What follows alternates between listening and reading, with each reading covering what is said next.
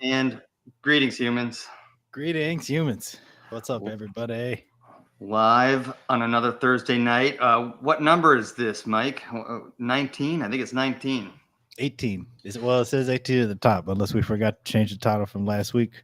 Probably forgot to change the title from last week, which is fine. I wouldn't rule it out. We're a little less prepared than usual, but we still want to go live and say hello to everybody. Thanks for joining us. Yeah. Looks like we got 6 people in the go. Some people in the chat already. Baseball cards before work. Whoop whoop. Yeah, hey, baseball cards says, hey, what's on the plate tonight? Well, we did have a full discussion talking about the philosophies behind corruption and the historical context of corruption from the Roman Empire all the way up to modern times with our friend, Mr. George Saccalaris. However, on short notice, he had got stuck at work, and so he's not able to make it. But we still love George anyway, and he's going to come on and have that conversation with us on another day. So this will be a short and sweet one. I literally barely made it in front of the computer. Say what? What's the update there, Dave? Were you driving back from somewhere today? Yeah. Yes. And I just want to shout out Perceptions today as well. I tried to change the episode to 19 because, we totally didn't even edit the title properly since last week. No worries, though. Whether it's last week or this week, it's February, unless you're watching this in March. So either way, it's great. Yes. Yeah. And so I went to see the Saxsquatch last night in Nashville. Okay. I caught this guy's vibe on YouTube one night randomly, and I had him on loop for like literally 5 hours. And I've just been a little bit obsessed ever since. So I bought tickets and a t-shirt and t-shirts. And we went up there. We drove all day yesterday. Then we went to the show last night, and then we drove all the way back home from Nashville. It's a 4-hour drive. The Saxsquatch, it's just so you know, and I'm going to show a quick a 3-minute song of his. It's an original song, but just so you know, he's a 7-foot-tall saxophone player who dresses like the Saxsquatch, and he dresses like the Saxsquatch, and he totally rips on, and he plays covers. He has what else? He does his own stuff. The show last night was awesome. I'll tell you about it in a second, but first I'm just going to play a song from the Saxsquatch so you have some context. And let's do that. Let's see. We got. I just wanted to shout out before we do that. Linus, well-being there says, "You guys are keeping me company while I'm working late." Hi guys. Hey, how's it going? Where are you watching from, Linus? You're new to the chat, I believe. So thank you so much for joining the show. Welcome to the show. So let's check out the Saxsquatch. This is an original song by the Saxsquatch, and he totally rips on this thing. Cool shades. Yeah.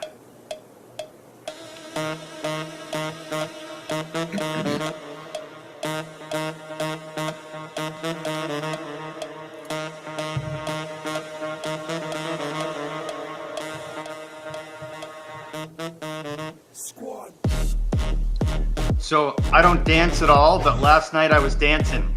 All right, terribly. I got one move. I call it the white guy, and it goes a little like this.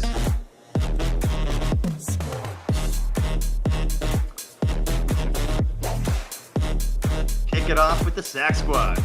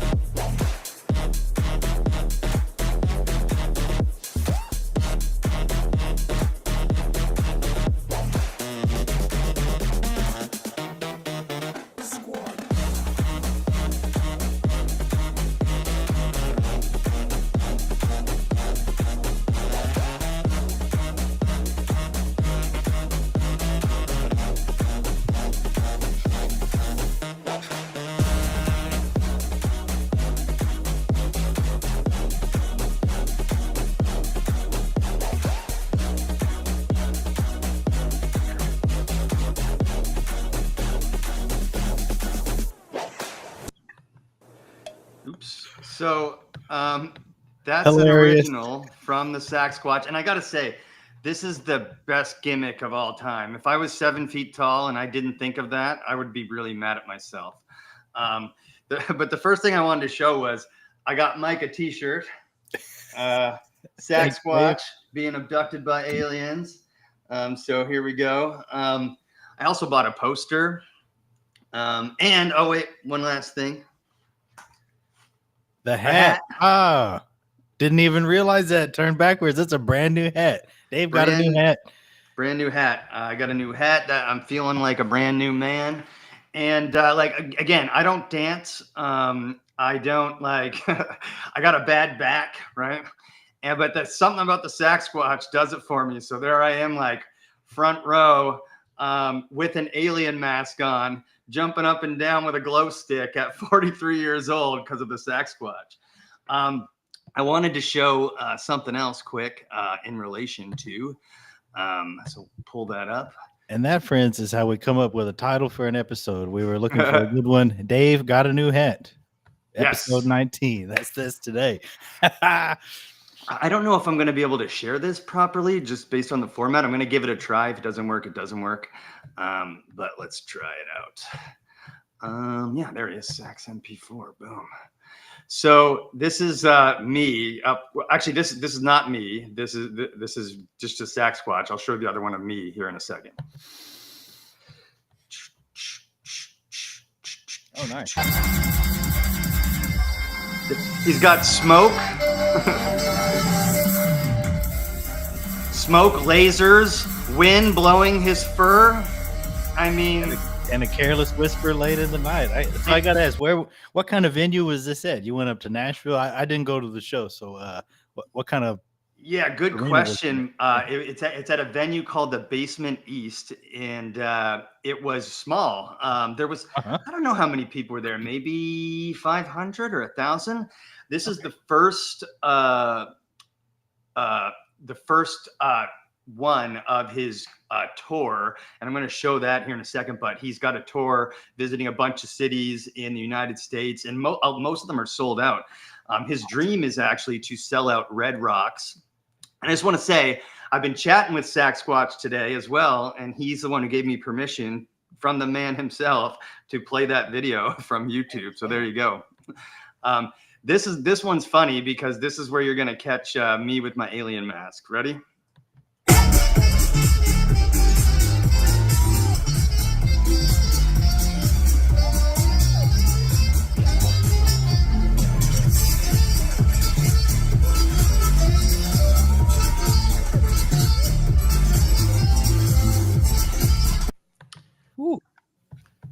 So I wasn't even going to whip that out. I brought it because I thought more people would be dressed up, and they weren't. Considering it's kind of a dress up thing. Well, he literally says all the time in his videos and stuff, he's always saying, I believe in you, and if you believe in me, I believe in you. And he says, come to my show, come to my tour, dress up in whatever you believe in. So I was like, but I'm bringing a gray alien mask, right? I would have imagined to see a few Chewbacca's feeling right at home among the Sasquatch. You'd think, right? You'd think there was some people with some, antennas and stuff like that, and there was a dude with like a giant fake afro, like that was like comically large. But the Basement East, really cool little venue. I actually really liked it a lot, and I had a blast. I had probably a little too much fun. It looked like it was really loud in there, and you were probably sweating. It looked like it was really hot in there. Sweating. It was really hot in there. I was like, my voice is raw from yelling at drunk people all night, because it's like, people are trying to talk to you, and I had this mask on, right, and I couldn't see shit, all right, with that mask on. But people were like, the mask was a hit, all right. They wanted to come up to take selfies with yes. Yeah. People were taking selfies with me, left and right, grabbing me. I didn't even know who it was, or like it was nuts. And then the Saxsquatch actually, he says, I'm coming out into the crowd. Don't touch me. He goes, I'm serious. Don't touch me. So he comes out into the crowd, and This dude, he literally looks like Chewbacca, man. He's literally 7 feet tall, and he comes out in the audience and he's rocking the saxophone. And I get pushed up to the front in my alien mask, and there I am, like doing the white guy. That's the name of my dance move. Like with the Saxsquatch. Everyone's taking pictures and stuff. I'm probably all over social media because of That's that. super epic. Yeah. Yeah, I liked it. I actually had a really awesome time. But I You will think he has say, one of those little like air conditioner fans running inside the Sasquatch suit, because that's got to be. oh, I hope so, man. I hope so. Yeah. His set wasn't very long. Like I think it was maybe 60 minutes, and I think that's on purpose because how could you be in that suit for like 2 hours, right? Some of the really big like mascot costumes and those size costumes, Yeah. somehow they'll have a little fan somewhere that's like kind of pushing air at least down your arms and stuff. I don't know. I always wonder about that stuff. My brother, Baseball Cards Before Work, says he wants to meet Saxsquatch. So I've been chit-chatting with him, like today, like just a little bit. And I did ask him if I could play this, and I told him to check out us on YouTube. Yeah. I'd love to bring the Saxsquatch on the show. So Saxsquatch, if you're watching, open invite, my man. And so I really quickly, I promised I would promo him a little bit. So I'm going to do that quickly. And thanks for the shirt, buddy. I'll snag that next time we link up. Yeah, man. I knew you'd like it. That one wasn't available when I got the one I'm currently wearing. I probably would have got that one instead, but I knew you'd like it. So you're welcome, brother. Yeah. So he's got a tour going on here. We were in Nashville last night, but he's basically selling out all these places. They dropped 50 extra tickets yesterday morning. So if they're sold out, they may be able to do extra tickets the day of if you're in one of these towns. But he's going everywhere. So yeah, maybe coming to a town near you. You may have to drive 4 hours. But if you catch the Saxsquatch vibe, it's kind of hard to get rid of.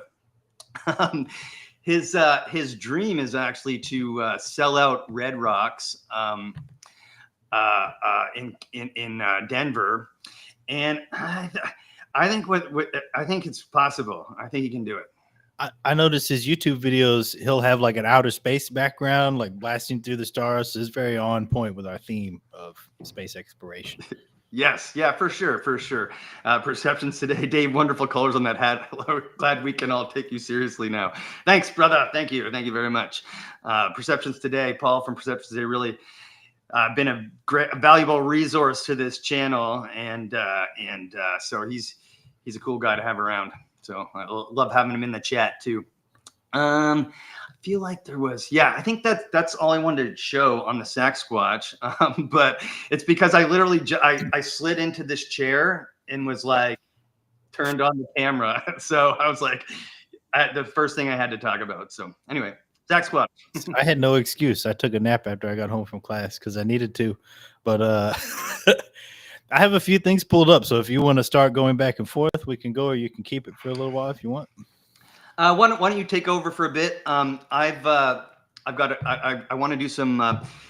When you get to that one about the AI thing, do that.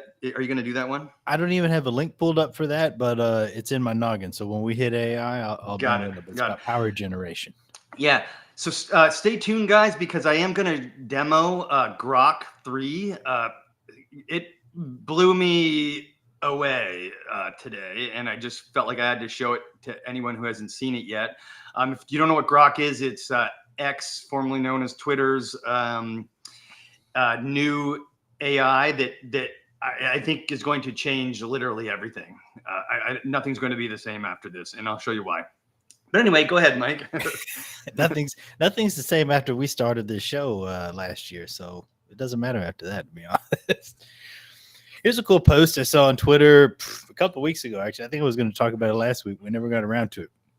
The eternal storm of Catatumbo is a near constant lightning storm where lightning occurs for 260 nights a year with a peak of 280 lightning flashes per hour. So I guess that's what this picture is what it looks like when there's hundreds of lightning flashes going on. It's been active for hundreds, if not thousands of years.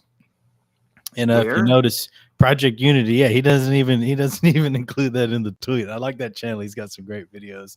I had to immediately look it up. This is a unique atmospheric phenomena occurring in Venezuela, where thunderstorms produce lightning continuously for 140 to 160 nights a year, where the Catatumbo River meets Lake Maracaibo. Now, the gears of my head immediately turning into sort of like piezoelectrics. Why is there all this electric potential in this area? Looking at the terrain, is there some interaction with the terrain and the moisture? I haven't had time to do none of that yet. But that was a really cool picture. And I'm just going to share this video. Yeah, I had never heard of that. Hey, chat. Shout out to Uncle Don, by the way. Hadn't mentioned him yet.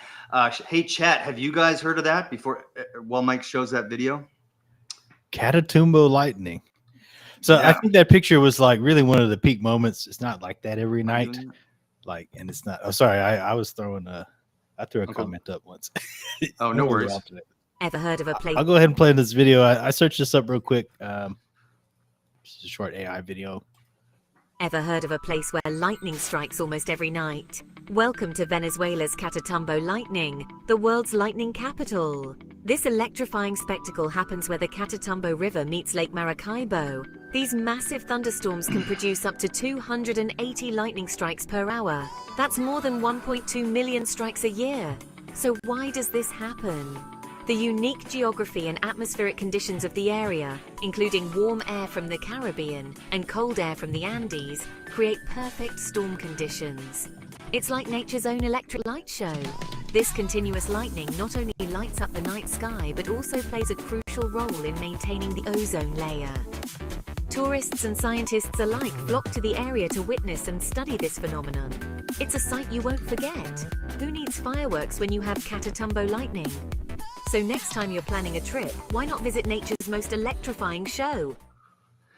Man, that's pretty cool, but I'm not buying the geography excuse. I think I think somebody in Venezuela really pissed off Thor. That's what I think happened. I definitely want to look further into that. That's super cool though, and just a little quick hit that I saw last week or the week before. Here's the next one. So that was a weather segment, very abbreviated. Cool weather segment. History segment. This is from Jimmy Corsetti, our buddy. They started digging up the trees over at Gobekli Tepe. What do you know about these trees on top of Gobekli Tepe, Dave? Well, what I do know is that trees are bad for like they cause damage to like ancient archaeological sites. And what I had heard was, and correct me if I'm wrong, the Turkish government or whoever's in charge of that site is encouraging people to plant the trees on there. That's what had been going on for a little while, but I don't know. Yeah, and I guess let me rewind a little bit and provide some context to this. Yes, please. Listeners. Yes. Gobekli Tepe. It's one of the oldest like civilized settlements for mankind that we know about, discovered in Turkey. It's about 11,000 years old.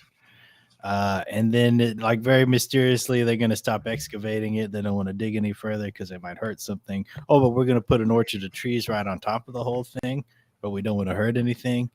So like trees in the short term, they reduce erosion because they hold the dirt together. But in the long term, they've got these roots that grow underground and can destroy structures that are buried so that you can't excavate them and learn anything about them in the future.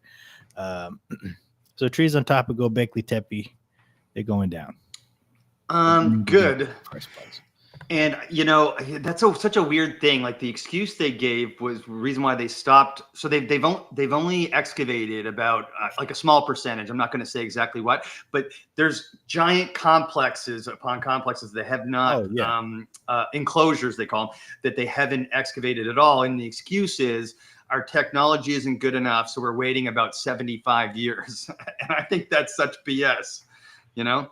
A couple great points. And we learned it from Hugh Newman, Megalithomania, that Gobekli Tepe is really just one of like many different settlements and sites in that area. The whole place is covered with these structures underground. And what was the other thing? I don't know.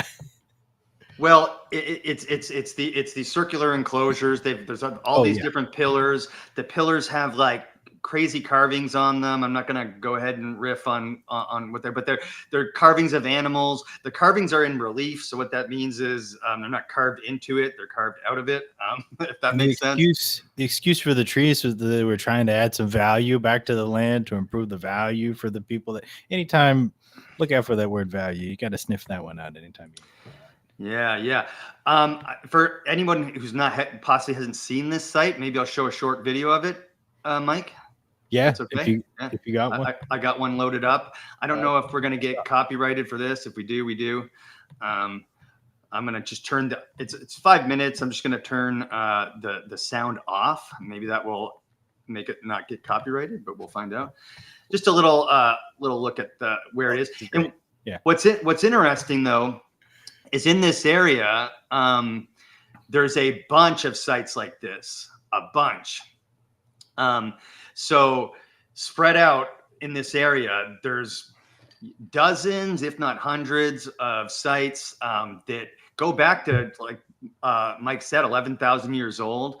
And this site in particular, if you haven't heard of it, it literally rewrote the human timeline of civilization. There he is. That's what I was just saying. There's Mr. Hugh Newman. Yeah. So like so it basically pushed back what we thought humans were capable of like 6,000 years or something like that. The book's still out on whether or not these people were hunter-gatherers or not.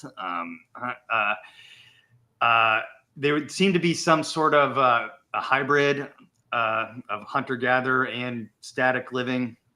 But they must have had like resources and places to live, feed people. It had to have been a whole operation because this thing is massive. So anyway, I just wanted you guys to get a quick look at that.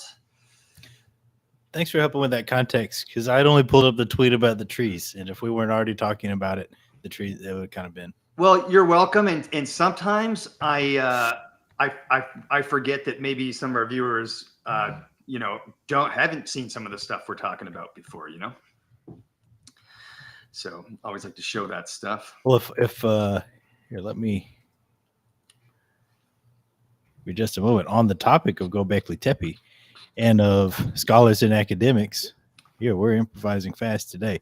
This is Dr. Martin Sweatman, who's a professor of chemical engineering in the United Kingdom, but he ain't afraid to talk about archaeoastronomy from time to time. He wrote a book called Prehistory Decoded about solar calendar references in the carvings that you were showing, those T-shaped pillars that go back to that. I have nothing else prepared to say about this other than pull it up, show it. It's out there, fascinating stuff, and it's good to see that we're not, trying to cover it up with an orchard of trees for no good reason. Yeah, well, what I like, this is what Jimmy Corsetti, check him out, Bright Insight, great channel.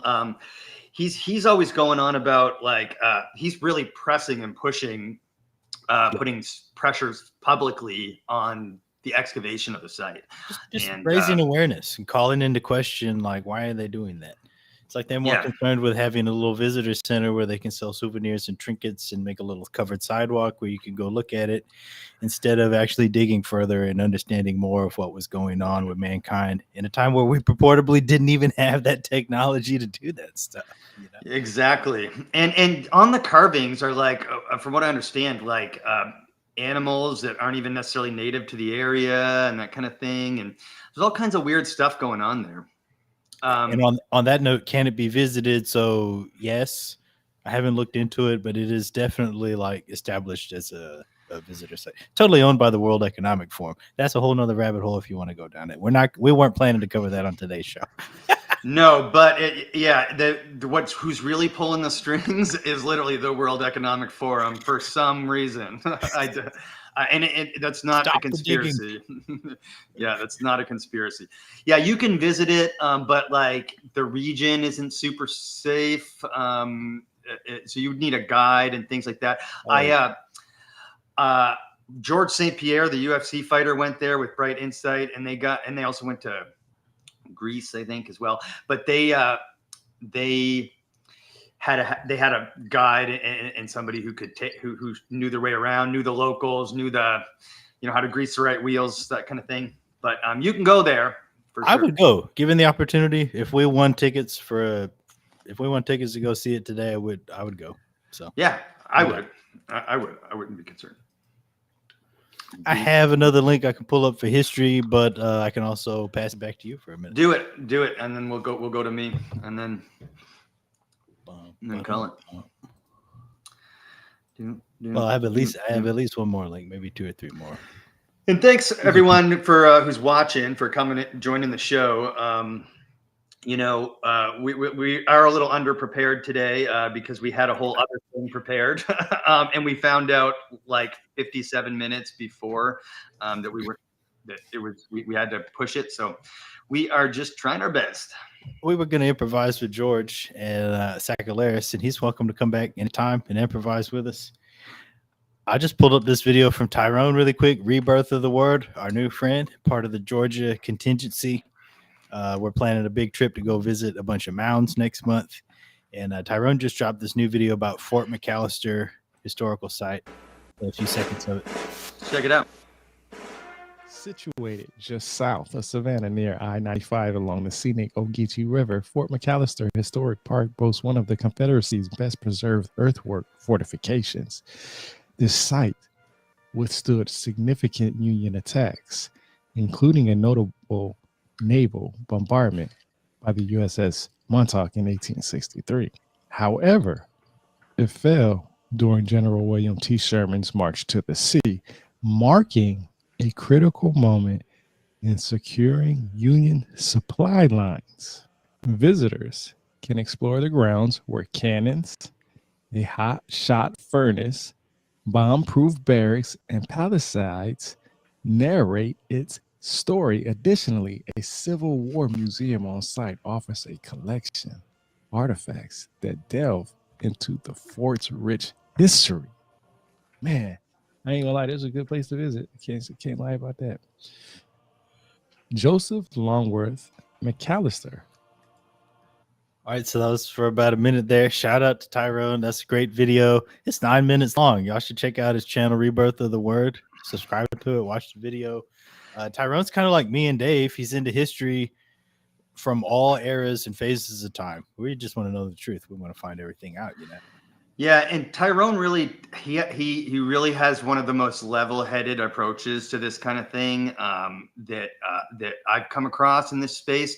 You know, people, you know, they have their biases. People want to believe certain things. Tyrone, no one reads more books than that guy, and that guy goes right to the source every time, and he'll call you on your BS, and I appreciate that, you know. Moving onward, so that was what 1800s. Now let's get into 1900s. This is one of my favorite channels on YouTube. Eyes wide open. As far as I can tell, this is one person who must be some kind of historian, not just a history buff. I think this is some kind of academic historian. I don't know. He's got a great series of videos on basically global politics, starting around the World War era, in the post-war era, especially in the intelligence and business interests of the West in the U.S. in the 50s, 60s, 70s, and onward. He just dropped a new video about George H.W. Bush, who I grew up thinking was some kind of true Texan. It turns out he was a Yankee businessman transplant. So great learning history from this channel. Yeah, it was weird being when I was in Austin and I went to the state capitol and stuff. It was like they had like a shrine for him and stuff. It was like, you know, oh, yeah. In Texas, this guy's a god. big deal. Oh yeah. But and then you learn about all these connections. Basically, if you look at a map of the earth and you look where all the opium grows, and then you don't have to look too far beyond that to learn where the CIA is going to be operating. Yeah, and that's a little sneak peek of the conversation we're going to have with George. We wanted to have a conversation about corruption, you know, but nothing about politics, just about the history of corruption in civilization and in government, and how it relates to what we see today and like what we're finding out currently. that's being uncovered. So we'll save that though for next time. And it's meant to be encouraging. We try to be the opposite of fear mongering. We're hope mongering, and it should be empowering to learn, if you live in the Western world, that there in fact are not boogeymen in those opium rich areas that are coming to get you. So you don't need your government to be going there and doing anything for you in those Right. areas. Right. And hope mongering is a good word, because I do have, like, things are changing really quickly in the world right now, which is a good segue into what I'm going to show you guys. But things are changing really quickly in the world, and there's a lot of, everyone's a little uneasy. Everyone's a little, what the hell is going to happen next kind of thing. But I actually have hope that it's changing for the better. And and that's what I choose to believe. So with that being said, the world changing, Mike doesn't like AI. It scares me too. But once I found out how freaking helpful Grok 2 was to my life, like, I literally ask Grok questions like 7 times a day now. Google is totally worthless, because what Grok does, or Grok 2 did, is just basically pull all the articles and everything, and then just pop out an answer right for you. You don't have to, it definitely, it checks the sources, make sure they're good sources, all that stuff. So my brother made a comment. We'll mention that in a second. But Grok, so I sent Mike a message yesterday saying, because they rolled out Grok 3 and everyone's saying, oh, it's so amazing, It's been a buzz. It's been a buzz on the X platform. Yeah, and I sent Mike a message saying, I don't think Grok's that. In fact, I told Grok, because I literally have conversations with it. I told Grok nicely, because I don't want to piss off AI.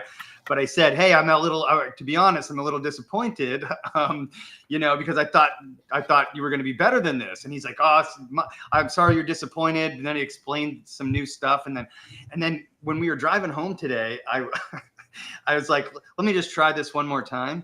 And it's got these 2 new tools, which I'm going to demonstrate for you guys right now. Mm-hmm. It literally, my jaw dropped to the floor, okay, at what this thing could do, okay? So I'm going to go ahead and share screen, and I'm just going to do one live for you guys right now. See if, yeah, there we go. Share. Okay, so I just typed this in this is the new Think. It's called the Think tool. I wrote in, provide the computer code for an RPG, that's role-playing games for people who don't play video games, that is turn-based, 60-bit, stars a cast of barnyard animals, and the antagonists are gray aliens. Give it a scaled leveling system and sword upgrades. Each animal will have a class like Dungeons and Dragons. Okay, that's some nerd stuff. If you don't know that, then I'm sorry. But watch this. Let it rip. Yeah. It's thinking. Okay. This is it thinking, talking to itself. Okay. I will say, just browsing X today, most of the people I've seen posting about Grok 3 have been saying this, like, it got better from yesterday. Like, it came out yesterday and it's already smarter. I saw that in multiple different. Oh my God. Today. Yeah. Look what it's doing. It's about to start giving the code. You see that? It's going to make a video game in less than a minute, essentially. Like, I was like, what are people like? You know what I mean? Like, what? So, but I tried to give myself some context, because, like, for example, Industrial Revolution didn't make humans obsolete, right? It just changed the game, and humans had found different shit to do. But there's going to be literally no more. Look at it go. It's still going for 56 seconds. This is going to be more like, there's going to be no coding to do. There's going to be no medical diagnoses to do. Like, this is going to do everything, like, instantly. And it's going to stop eventually. The longest ones I've done, this is the longest one I've done so far. So what is it going to, what is it going to run in? Does it run in? It talks about it. It tells this whole thing. So it's out in Python. We got to compile it and see if it'll run run on. I don't know. I don't know anything about coding, okay, but like this is what it gives you. The video game, in the conversation it has with itself too. you can literally see it the reason with itself. So it says, so I have this task to create a computer code for an RPG game. It's supposed to be turn-based, yada yada yada. First, I need to understand what a turn-based RPG is. All this, it's literally giving you step by step, like pig, fighter, high health, strong attacks, chicken, rogue, cow, cleric. That's a fairly non-traditional start to try to mapping all different barn animals to traditional RPG classes. That's like, for the first time building one, that's kind of throwing it a curveball. I thought so. I was, and this thing can, again, can take curveballs. Okay, I'm gonna show you another example. This one literally made me shit my pants. Okay, this is a far cry from when I gave my TI-83 calculator to my friend Ben in 9th grade geometry, and he started programming like a really rudimentary RPG. Like you walk into a store and you can buy an item. Yeah. On a calculator. Wow. Well, if Uncle Don's still watching, I remember like being like 7 and him like teaching, like showing me how to like program it was like a text-based RPG on a Commodore 64, and I don't remember. I was very young. I hardly remember. Uncle Don, if you remember that, that's what's up. But look what this thing can do in 10 seconds. So the next thing I ask it is calculate the speed of the Earth moving through the solar system moving through the galaxy, and the galaxy moving through the universe, and please show your work. All right. And this can do literally please to make sure the AI stays your friend. Yeah. Oh my God. Yeah. I'm nice to my robot vacuum though. Like I'm very polite to my robot vacuum. I just let her do whatever she wants. Even if she like is not following her orders, I'm just like, whatever, do your thing. But it's doing complex calculations here. I mean, this is nothing that like astrophysicists now you don't told know. it to calculate. Do you think if you had told it to look up the answer, it would have found it faster because it would have just gone to an encyclopedia or NOAA? Yes, okay. Exactly. Yes. So that's the other tool, is the deep thinking, which I'll demo next week. But that's actually a good point to make. If you tell it to calculate it the long way and find it out for itself, it will do that. Yeah. And so but you can do this with the most complex mathematical equations. All right. You can ask this thing literally anything. Okay. That's just what popped off the top of my head. And like, Mike, I must ask, like, what do you think are the implications of such a powerful AI system? Like what, for your first thoughts anyway. I wonder how many gigawatts of power it consumed to be able to calculate all that in some AI computing center. Right. And does that have an impact on the environment? I don't know. It does. And this reminds me of a text that I actually just got from my friend Larry today. It's on this topic. Larry has a YouTube channel. He's known as the 3D printing granddad. Shout out to Larry. Me and Larry had a great time working together way back when. But Larry shared this fun thought with me. He said, this is a text message. He said, we can find the articles later. He's read it in articles. He said, today, 25% of the state of Virginia in the U.S., their electric consumption is going to data centers, so servers, internet, AI. And in 3 years, that's going to go from 25% to 50%. Now, all that difference, it ain't coming from more servers. It's coming from AI. So in 3 years, it'll be 50%. It was one of the arguments against a rapid expansion of these AI data centers. I'm bringing to the text.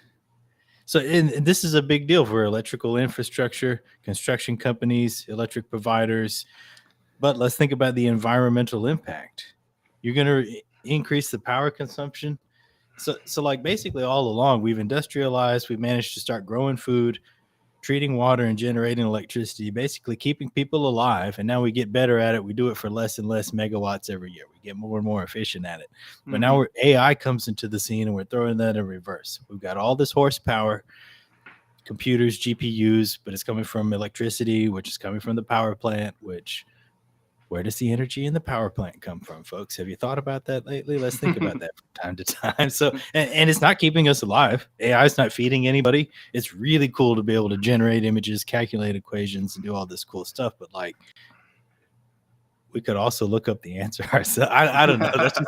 That's just me riffing on it. And thanks, Larry, for texting me on that. That was super on topic with the show. Very interesting point to note. And I'm going to look up in other states kind of what that percentage is. Is it going up? Yeah, I just wanted to shout out Mom in Ontario. What's up, Mom? Yeah, what that makes me also think of is the next thing that's going to happen is quantum computing. Mm-hmm. And their quantum computing exists right now. They just it requires a ridiculous amount of space and energy, like you were saying, to cool the quantum computer. I'm sorry if you're a computer scientist and I'm butchering this, but has to keep it at a certain temperature and it has to keep it very cold. And so it's not super, functional. But at some point, just like in the 1960s and 70s, when a computer was a whole building or a whole room, it's going to get scaled down. What quantum computing can do, and check out somebody like Michio Kaku talk about this. But he's more of a futurist kind of, but look it up, look up quantum computing, what it can do. Ask Grok, for Christ's sake. But my uncle actually sent me an article on quantum computing a while back. Maybe we can show it on next week's show. I'll go back read it again. Let's do it.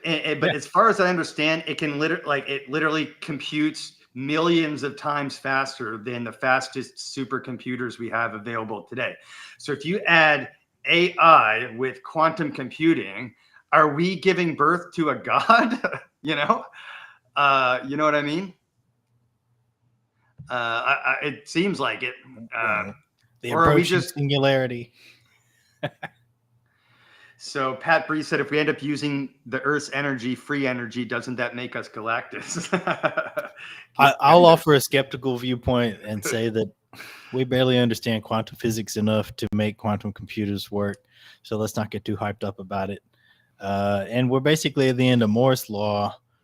We got it down to molecular electronics, like atomic level electronic circuits. So maybe the next advance isn't in our technology. It's in our consciousness and in the way we, behave. Well, it seems like that's what we need if we're going to be dealing with powerful stuff like this. Let's be honest. We could have used it way sooner with regards to the technology that we already figured out in the past. Yeah. And I did want to mention what Pat was saying about free energy. Yeah, I think we're about to find out, and this is just me speculating, but like I think in the very near future, we're going to find out that energy's been free all along. And it's been easy to access, and we've been getting milked for it for the last 100 years. It's not you. It's basically the truth. But once it comes out, it's gonna be another game changer. And so we would need a consciousness shift, right? Like if we're dealing with that kind of thing, because right now we're like fighting over who's booing the national anthem and stuff at a hockey game. Well, and jobs keep people in line. Jobs keep people from being up to too much and no good. And when the free energy comes out, a lot of jobs are simply going to be revealed for how unnecessary they may have been. I don't know. Yeah.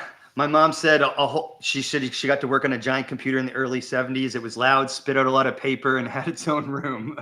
Yeah. Uncle Don says good AI movie is Her. It had a good idea of what an AI would really be like, other than starting a nuclear war. Yeah. I don't even know where you can find that. Is it a Netflix? Is it I don't even know. Let us know where you saw that, Uncle Don.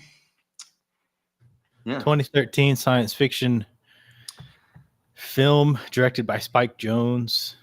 Yeah, let me just do it quick. I just Googled it really quick. Thanks, Don, for recommending this movie. If anyone wants to watch a movie on that topic. Yeah. Also reminds me of Ex Machina or Ex Machina. We brought that up on the show before, I think. That was an AI movie. Yeah, that's a good one too. That one creeped me out pretty bad. But like even then, like watching that movie, I don't think I truly grasped like what this is gonna look like. This kind of thing is gonna in 10 years, the world is gonna look totally different as long as we don't blow ourselves up. So well, I think we're on a good timeline, and we're maybe even going to get on a better timeline sooner. yes. As we wind things down, I was just going to shout out 2 of our recent guests. Yes. Did you have any Before you do that, I wanted to answer baseball cards before work had a question, and because I didn't provide the answer to the speed of the galaxy and all that stuff. So the speed of the Earth through the solar system is 30 kilometers a second. The speed of the solar system through the galaxy is 220 kilometers a second. And the speed of the galaxy through the universe is 550 kilometers a second. Note that these speeds are in different directions and are not additive in a simple way, but since the problem asks for each speed separately, we list them individually. That's so bizarre. But yeah, that's it. That brings up a lot of questions, though. It does. Of course, yeah. I have so which many. Which is why we broadcast every week. We'll dig back into that next time. Yep. Pat Breeze, if they ever AI Galactus were done, yeah, or Skynet. Yes, I thought Skynet was the main thing we're looking out for, which they had. There was a corporate thing called Skynet, I think. Was there? No. I don't know. I ain't gonna go that. Oh yeah, so we wanted to shout out some people, right? Yeah. So on Tuesday we made a new friend, Adam Butler. We recorded an interview with him. I was just gonna show a quick clip of one of his other interviews. Adam's really cool. He what's the name of his book again? The DMT Field Guide. Adam basically shared his story. He was in a pretty dark place in his life and found an interesting tool to get out from there. Play this clip real quick. Because it does definitely connect you to some source that's bigger than and greater source. It does all relate to source. That consciousness is separate from our physical body. Once you connect to yourself and connect to source, you naturally want to help. I also now was able to receive the beautiful divine light from source, from other people. It's very easy to feel like you're one with source, and that, to love your neighbor. Like you become a channel of God, of source, whatever that is that unifying, beautiful source that we are part of. So not to make light of Adam's experience or his advice, I think that's super important, but was definitely me and Dave had noticed in the last week that when you start generating videos and you get these little AI voiceovers, they misinterpret some words sometimes. Especially if you're from New England, or like one of our most recent guests, RN Voigt, who's from the UK. It butchered some of the stuff he was saying. But here's his book, Butler's DMT Field Guide. We had a blast making a new friend with him. We'll have the interview out in a few weeks. Yeah, I don't want to give too much away, but this guy's probably done DMT more than anyone on Earth. Maybe not, but it sounds like it. And whenever I hear about sauce, I don't know about y'all, but I'm immediately reminded of Chris Broussard from ESPN. Multiple sources are reporting that some NBA trade is looming. The other shout out I wanted to make was Mr. Mike Fiorito. We had him on the live stream a week ago, which is posted on our platform, so you can check it out. Last week's live stream. He is the author of the book UFO Symphonic: Journeys into Sound. This is basically an expose exploring I'll go ahead and say exploring the fact that music and sound as we know it is a whole language and communication system unto itself that has far-reaching implications. And not to subtract from just having a pleasant tune that you're humming through your head, but like starting with that pleasant tune that you're humming to yourself as you walk along, you can go far-reaching places with all of that. Sound is important. So. It is. And everything, like the universe is vibrational, and sound is vibration, and music affects me physically. Like I said, I got a bad back, a bad ankle. I don't dance. Last night I'm having the time of my life with the Saxsquatch, and I'm literally jumping. I haven't jumped in like 3 years. Okay. Hey, jumping up and down in the presence of loud music can be a healing experience. sure. I've been there before. I've done it before. So I encourage everybody to do that as soon as you get the chance. Yeah. UFO Symphonic. Is that it? Is that all we got, or? That was about all I had. Let me show one last thing up that I had. Well, we were going to talk about corruption with George. We'll cover it another time. But we talk about Graham Hancock all the time on this channel. And he, of course, studies history. But before he got into the mysteries of history, he wrote a book called The Lords of Poverty. This was back in 1989, where he simply observed that sometimes where these Western countries are, quote, aiding the third world areas, that it ain't exactly working out in the favor of the people who actually live in that area. 1989, how long ago was that, Dave? 99, 09, 19, 36 years ago? Yeah. I'll leave it to the audience to decide if that reminds them of anything they heard in the news in the last week. Yeah. I'm trying to find the outro song. We'll play it for a minute or two and wind it down. This was a fun show.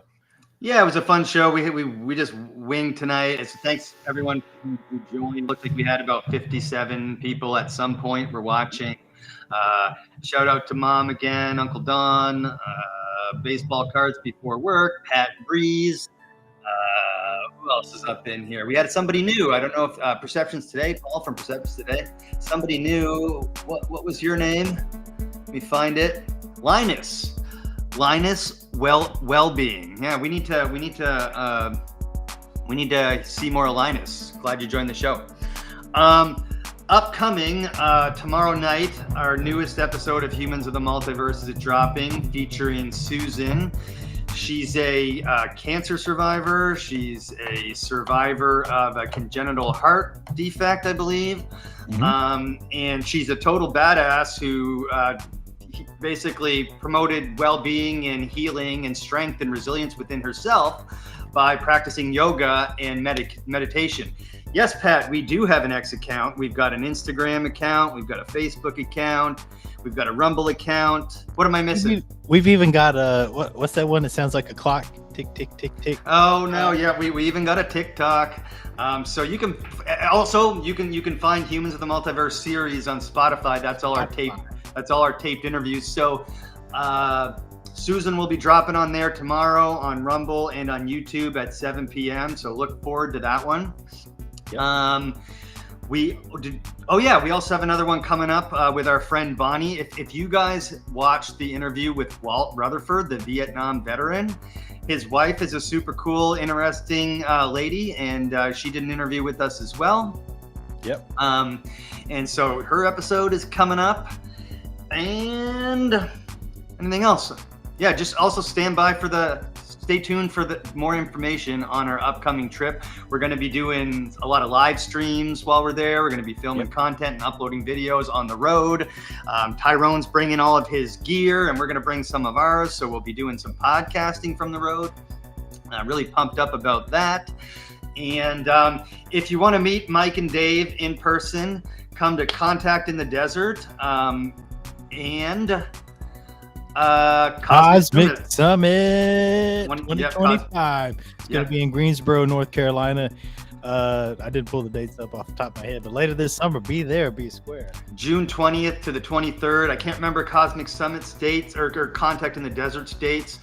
But we're going to be there as well. And we're going to bring merchandise. So if anyone recognizes us, they're going to get a t-shirt. So until we run out, you might get a sticker after we run out of t-shirts. If we make the t-shirts by the time we get there.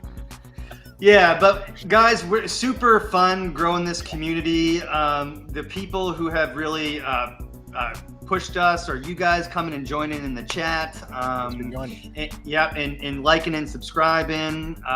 Also, people like Ricardo from History, Myths, and Legends and Paul from Perceptions Today, these guys really kind of mentoring us and helping us with this process and giving us all kinds of cool connections and contacts. And that's where we're getting all these interviews from. Some of them we find on our own, but most of them we're getting through organic networking and that kind of thing. So thank you, everyone. And is that you doing that, or is that Brittany doing that?